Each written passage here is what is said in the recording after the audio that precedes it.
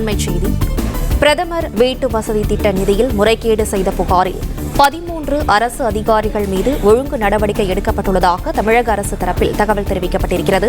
கூடுதல் விவரங்களோடு செய்தியாளர் ஆனந்த் இணைப்பில் இருக்கிறார். ஆனந்த், வணக்கம். விவரங்களை சொல்லலாம். வணக்கம். பிரதமரின் வீட்டு வசதி திட்டம் நிதியில் முறைகேடு செய்ததாக கிருஷ்ணகிரி மாவட்டத்தைச் சேர்ந்த 13 அரசு அதிகாரிகள் எதிராக ஒழுங்கு நடவடிக்கை எடுக்கப்பட்டிருப்பதாக தமிழ்நாடு அரசு சென்னை உயர்நீதிமன்றத்தில் தெரிவித்திருக்கிறது.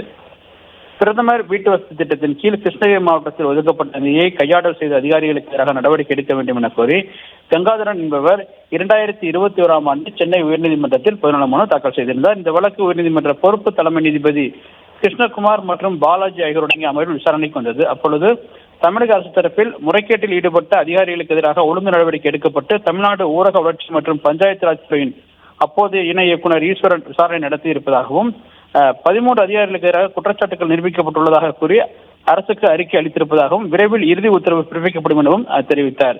மேலும் கையாடல் செய்த பணத்தை வசூலிக்கும் நடவடிக்கையில் ஈடுபட்டிருப்பதாகவும் அரசு தரப்பில் தெரிவிக்கப்பட்டது. இதனை பதிவு செய்து கொண்ட நீதிபதிகள் முறைகேட்டில் ஈடுபட்ட அதிகாரிகள் அடையாளம் காணப்பட்டு நடவடிக்கை எடுக்கப்பட்டுள்ளதால் எந்த உத்தரவும் பிறப்பிக்க அவசியமில்லை என கூறி வழக்கை முடித்து வைத்து உத்தரவிட்டுள்ளனர்.